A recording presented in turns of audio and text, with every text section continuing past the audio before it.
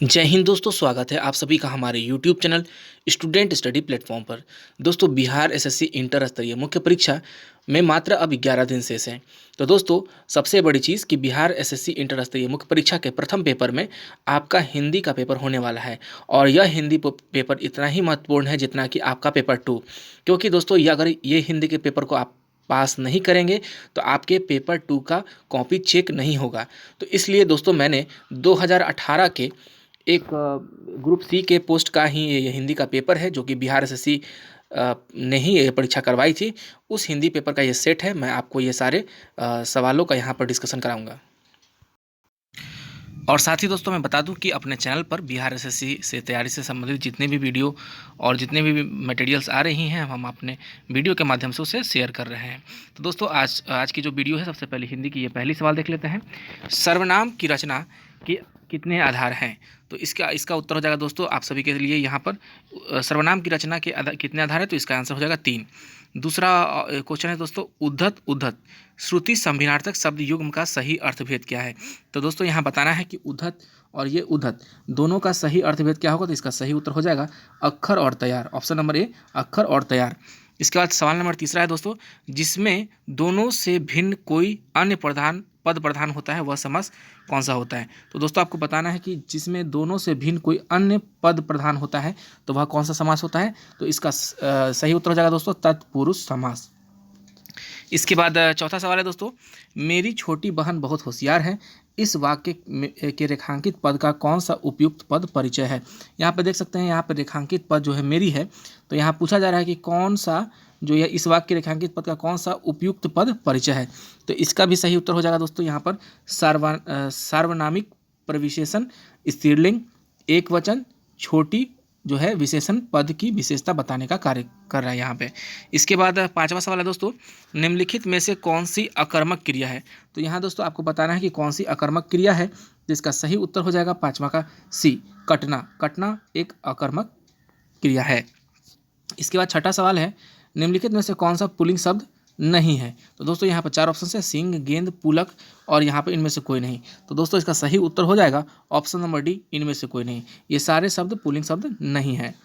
उसके बाद 7वां सवाल है, निम्नलिखित में से कौन सा जटिल वाक्य है? देखिए यहाँ पे दोस्तों, यहाँ पे 4 ऑप्शन है। धोखा देने वाले लोगों को कोई पसंद नहीं करता, बच्चे थक कर सो गए, जो बच्चे थक गए थे वे सो गए हैं, माता जी ने कल शाम को ही मिठाई बना ली थी।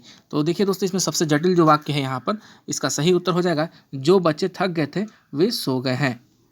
इसका सही उत्तर ये हो जाएगा। उसके बाद 8वां सवाल है दोस्तों, निम्नलिखित में से कौन सा स्त्रीलिंग है? तो दोस्तों, यहाँ पर 4 ऑप्शन है, दही, घास, सीप, बेर, और इसका सही उत्तर हो जाएगा दोस्तों यहाँ पर ऑप्शन नंबर बी, घास। घास जो है स्त्रीलिंग शब्द है। 9वां सवाल है दोस्तों, यहाँ पर कहावत से रिलेटेड है, अपनी अपनी ढपली अपना अपना राग लोकोक्ति का उपयुक्त अर्थ है। तो दोस्तों, आप सभी जानते हैं कि अपने अपने ढपली यानी कि अपना जो चीज़ होता है अपना अपना राग होता है। तो इसका सही उत्तर हो जाएगा यहाँ पर ऑप्शन नंबर सी, जब हर व्यक्ति मनमानी करने लगे, यानी कि अगर कोई आदमी मतलब अपना बात अपना ही रखने लगे और अपना ही अपना राग करने लगे। इसके बाद 10वां सवाल है दोस्तों, वह छात्र प्रथम आएगा जो कोने में बैठा है। तो यहाँ देख सकते हैं कि यहाँ पर रेखांकित जो वाक्य है, तो इसमें पूछा गया कौन सा उपवाक्य का प्रकार है। तो इसका सही उत्तर हो जाएगा यहाँ पर दोस्तों विशेषण उपवाक्य। इसका यहाँ पे विशेषण उपवाक्य हो जाएगा दोस्तों। इसके बाद यहाँ पर 11वां सवाल है, सबको आदर करो मगर डरो किसी से मत। यहाँ पर देख सकते हैं कि वाक्य मगर शब्द में जो मगर है यहाँ पर रेखांकित किया हुआ है, और यहाँ पूछ रहा है कि वाक्य में रेखांकित जो अंश है क्या अंश है। तो मगर के बारे में पूछा है, तो दोस्तों यहाँ पर इसका सही उत्तर हो जाएगा 11 का सी, समुच्चय बोधक पद। इसके बाद 12वां सवाल है दोस्तों, गोपी कृष्ण नृत्य कर रहा है। तो यहाँ पर वाक्य का क्रमवाच्य क्या है? तो इसका सही उत्तर हो जाएगा दोस्तों यहाँ पर सही इसका उत्तर हो जाएगा option number B, Gopi Krishna द्वारा नृत्य किया जा रहा है। इसका सही उत्तर हो जाएगा। 13वां सवाल दोस्तों, निम्नलिखित में से शुद्ध वाक्य है। तो आपको इसमें से शुद्ध वाक्य ढूंढना है, और इसका जो सही उत्तर हो जाएगा, परिश्रम न करने वाला ही भाग्य की दुहाई देता है। तो यहाँ पे ये शुद्ध वाक्य है। बाकी जो यहाँ पर देख सकते हैं, यहाँ पे रखी रखी जो है यहाँ कैसे लिखा गया है, फलो फूलो, ये शुद्ध वाक्य नहीं है। गुणवान नारी सर्वत्र पूजी जाती, ये भी शुद्ध वाक्य नहीं है। उसके बाद 14वां सवाल दोस्तों एक संधि विच्छेद से है। यहाँ पे देख सकते हैं, जगजननी शब्द का शुद्ध संधि विच्छेद है। तो यहाँ पे इसका उत्तर हो जाएगा दोस्तों 14वां का बी, जगत जननी। जगत जननी का हो जाता है जगत जोड़ जननी, यहाँ पर इसका शुद्ध संधि विच्छेद हो जाएगा। इसके बाद 15वां सवाल है दोस्तों, जिसमें दोनों पद प्रधान होते हैं वह कौन सा समास होता है? तो दोस्तों इसका सही उत्तर हो जाएगा यहाँ पर द्वंद्व समास। द्वंद्व समास के दोनों पद प्रधान होते हैं। 16वां सवाल है दोस्तों कि राजा शब्द का पर्यायवाची नहीं है। तो आपको यहाँ पर पता करना चाहिए, होना चाहिए कि यहाँ राजा शब्द का पर्यायवाची कौन सा नहीं है। तो दोस्तों हम सब जानते हैं कि धरणाधीर होता है, भूपति होता है, भूपाल होता है, लेकिन भूस्वामी को राजा नहीं कहते हैं। 17वां सवाल है दोस्तों, खिलाड़ी शब्द में प्रत्यय है। खिलाड़ी शब्द में प्रत्यय है दोस्तों, इसका सही उत्तर हो जाएगा आरी, आ री रा। तो खिलाड़ी में आरी प्रत्यय हो जाएगा। इसके बाद निम्नलिखित में से कौन सा वाक्य सकर्मक क्रिया का है? तो इसमें 4 ऑप्शंस में से आपको ढूंढना है कि कौन सा वाक्य सकर्मक क्रिया का है। तो यहाँ पर सही उत्तर हो जाएगा सेवक नदी से गागर भरता है। बाकी जो ऑप्शंस हैं यहाँ पर ये सकर्मक क्रिया नहीं है दोस्तों। उसके बाद 19वां सवाल है, स्वर्ण संधि के कितने नियम है? तो दोस्तों संधि में एक स्वर्ण संधि आता है, तो उसी का ये पूछा जा रहा है कि इसमें कितने नियम होते हैं। तो और इसका सही उत्तर हो जाएगा स्वर्ण संधि के 5 नियम होते हैं। इसके बाद 20वां सवाल है दोस्तों, यहाँ पर निहत्था शब्द में उपसर्ग ढूंढना है। निहत्था शब्द में क्या उपसर्ग हो गया यहाँ पर? तो इसका ऑप्शन नंबर इसका सही हो जाएगा यहाँ पर नी। यहाँ पर देख सकते हैं ये नी जो है आपका ये सही हो जाएगा। इसके बाद 21वां सवाल है, प्रत्युपकार शब्द में स्वर संधि का कौन सा भेद है? तो प्रत्युपकार, तो दोस्तों आपको बताना है कि प्रत्युपकार में कौन सा संधि होगा यहाँ पर, यन संधि, वृद्धि संधि, अयादि संधि, गुण संधि। तो मैं बता दूं दोस्तों यहाँ पर इसका सही उत्तर हो जाएगा यन संधि। प्रत्युपकार यहाँ पे यन संधि। 22वां सवाल है दोस्तों, भाववाचक संज्ञा शब्द है। तो दोस्तों आप सभी को पता है कि भाववाचक संज्ञा जो है संज्ञा का भेद होता है जिससे भाव का पता चलता है। और यहाँ पर 22वां जो का आंसर हो जाएगा दोस्तों सुंदरता, मित्रता और बुढ़ापा। तो आप सभी को पता है कि सुंदर का सुंदरता हो जाता है, मित्र का मित्रता हो जाता है और बूढ़ा का बुढ़ापा हो जाता है। ये भाववाचक संज्ञा के ये शब्द हैं। बाकी जो शब्द दिख रहे हैं दोस्तों ये भाववाचक संज्ञा के शब्द नहीं कहे जाते हैं। इसके बाद 23वां सवाल है दोस्तों, समान स्तर के एक से अधिक साधारण वाक्य जिस वाक्य से जुड़े होते हैं उसे कौन सा वाक्य कहते हैं? तो देखिए यहाँ पर फिर से सवाल पढ़ लेते हैं। समान स्तर के एक से अधिक साधारण वाक्य जिस वाक्य से जुड़े होते हैं उसे क्या कहते हैं? तो यहाँ पे इसका सही उत्तर हो जाएगा दोस्तों संयुक्त वाक्य। जैसे कि समान स्तर के होते हैं और साधारण वाक्य, तो इसे संयुक्त वाक्य कहते हैं।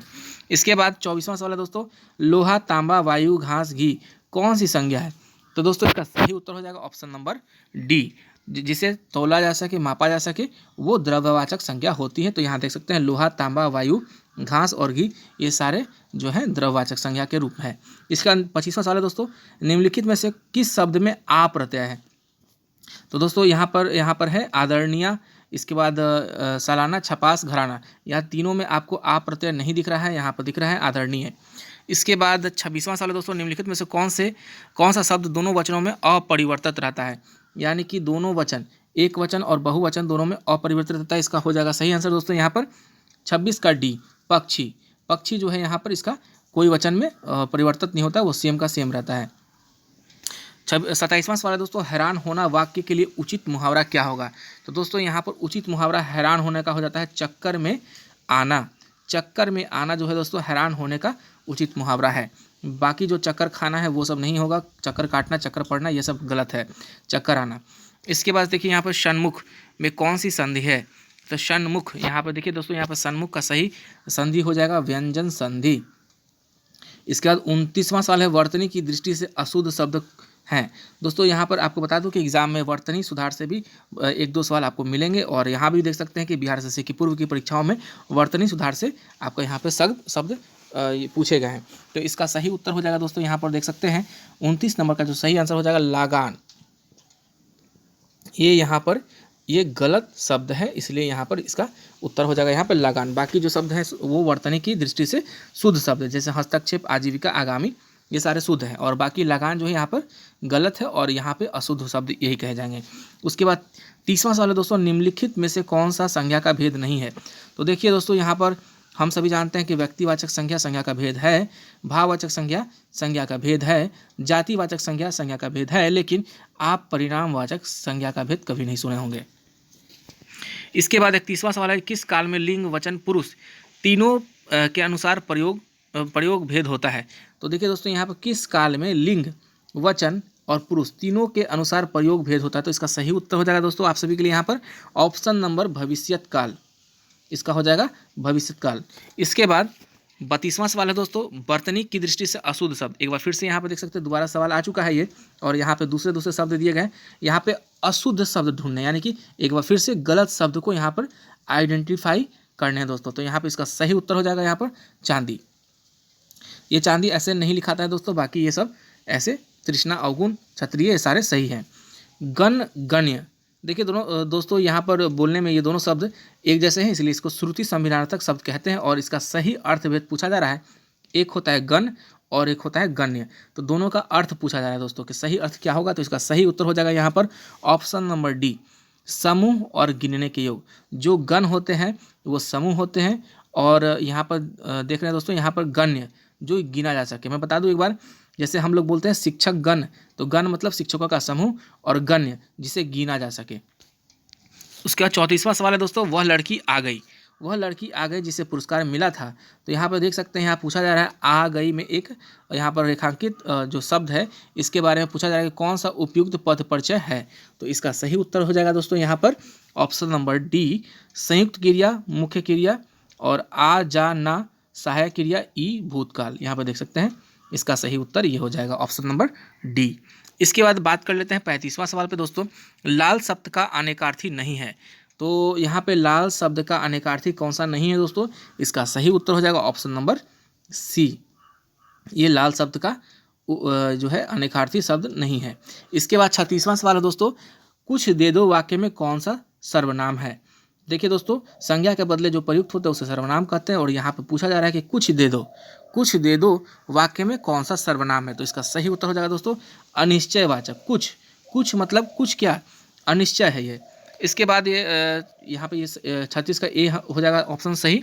इसके बाद 37वां सवाल है दोस्तों, रचना की दृष्टि से क्रिया के कितने प्रकार होते हैं।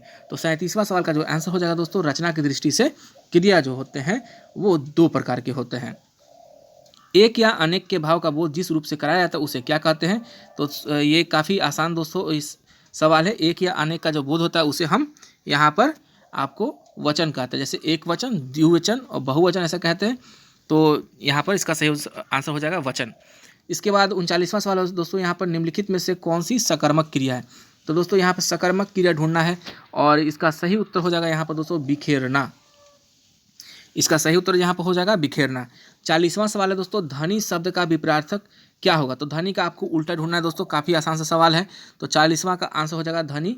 जो राजा धनी है, गरीब निर्धन होते हैं, तो धनी के शब्द का विपरीतार्थक निर्धन हो जाएगा।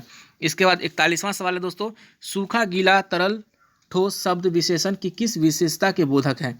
तो देखिए दोस्तों यहाँ पर सूखा, गीला, तरल, ठोस, तो इसका सही उत्तर हो जाएगा यहाँ पर अवस्था बोधक। ये अवस्था को प्रदर्शित करता है, तो इसलिए अवस्था बोधक विशेषण की ये विशेषता यहाँ पे बताते हैं ये। 42वां सवाल है दोस्तों, वर्तनी की दृष्टि से शुद्ध शब्द कौन है। एक बार फिर से यहाँ पे तीसरा बार सवाल पूछा जा रहा है, लेकिन इस बार यहाँ पे शुद्ध शब्द आपको ढूंढना है। तो इन 4 ऑप्शंस में से इसका सही उत्तर हो जाएगा दोस्तों सहस्त्र। सहस्त्र शब्द यहाँ पे सही है। इसके बाद आप देख सकते हैं श्रीमती, यहाँ पे गलती लिखा हुआ है, रुपया, ये सब शुद्ध नहीं है। इसके बाद 43वां सवाल है दोस्तों, गुरु जी इस बार क्षमा कर दीजिए। तो इसका जो सही यहाँ पर पूछा जा रहा है कि गुरु जी यहाँ पर जो रेखांकित यहाँ पर किया गया है, तो इसमें कौन सा कारक है। तो इसका सही उत्तर हो जाएगा दोस्तों यहाँ पर संबोधन। संबोधन कारक, यहाँ पर गुरुजी संबोधन कारक हो जाएंगे। इसके बाद ऋणात्मक, 44वां सवाल, ऋणात्मक शब्द का विपरीतार्थक। तो यहाँ पर एक बार फिर से उल्टा शब्द पूछा गया है, तो ऋणात्मक का हो जाता है दोस्तों, आप सभी जानते हैं कि ऋणात्मक का हो जाता है धनात्मक, पॉजिटिव और नेगेटिव। इसके बाद 45वां सवाल, विरोचित शब्द में कौन सी संधि है। तो दोस्तों यहाँ विरोचित के बारे में पूछा जा रहा है, तो विरोचित शब्द जो संधि हो जाएगा यहाँ पर वो हो जाएगा गुण संधि। इसके बाद 46वां सवाल है दोस्तों, रचना के आधार पर कौन सा यौगिक धातु का भेद नहीं है। कौन सा यौगिक धातु का भेद नहीं है। तो दोस्तों यहाँ पर सही इसका आंसर हो जाएगा ऑप्शन नंबर सी, मूल धातु। इसके बाद 47वां सवाल, कम से कम शब्दों में अधिक से अधिक अर्थ बताना, यानी कि कम शब्दों में अधिक अर्थ बताने का क्या काम हो जाएगा दोस्तों यहाँ पर। इसका सही उत्तर हो जाएगा आप सभी के लिए यहाँ पर ऑप्शन नंबर डी, समास। इसके बाद 48वां सवाल है दोस्तों, को, के लिए, के वास्ते, के हेतु, के अर्थ, के निमित्त आदि शब्दों का प्रयोग किस प्रसर्ग में किया जाता है। तो जैसा कि हम सभी जानते हैं दोस्तों, को लिए, को, के लिए, के वास्ते का प्रयोग जो होता है दोस्तों यहाँ पर, इसका सही उत्तर हो जाएगा ऑप्शन नंबर सी, संप्रदान। जिसे हम जानते हैं कर्ता ने कर्म को इस तरह से, तो संप्रदान को, के लिए इस्तेमाल होता है। इसके बाद यहाँ देख सकते हैं दोस्तों, निम्नलिखित में से कौन सा स्त्रीलिंग शब्द एक वचन में प्रयुक्त होता है। तो दोस्तों यहाँ पे इसका सही उत्तर हो जाएगा रीति। रीति जो होता है ये स्त्रीलिंग शब्द है और इसका उपयोग सिर्फ हम लोग एक वचन में प्रयुक्त करते हैं। और आज का आखिरी सवाल दोस्तों, मुहावरा शब्द अपने मूल रूप से किसी भाषा की हे वावरे धातु से व्युत्पन्न है। मुहावरा जो है यहाँ पर देख रहे हैं, शब्द अपने मूल रूप से किस भाषा की हे बावरे धातु से व्युत्पन्न है। तो इसका सही उत्तर हो जाएगा दोस्तों आप सभी के लिए यहाँ पे अरबी। अरबी यहाँ पर सही उत्तर है। दोस्तों मैं बता दूं कि यहाँ पर ये 50 सवाल आप सभी के लिए इस वीडियो के अंदर कंप्लीट किए जा चुके हैं। अगले वीडियो में मैं फिर से 51 से लेकर के 100 सवालों तक का इस पर आंसर और क्वेश्चन बता दूंगा। दोस्तों आप जितने भी सवाल अभी तक कराए गए हैं, इसी क्वेश्चन से रिलेटेड और भी क्वेश्चंस आप अपने प्रैक्टिस सेट या कुछ बुक्स वगैरह से, व्याकरण की किताब से पढ़कर एग्ज़ाम के लिए तैयारी कर सकते हैं। तो दोस्तों इस चैनल पे अगर आप नए हैं तो हमारे चैनल को सब्सक्राइब कीजिएगा, साथ में बेल आइकन जरूर दबाइएगा। दोस्तों आप सभी का बहुत बहुत धन्यवाद।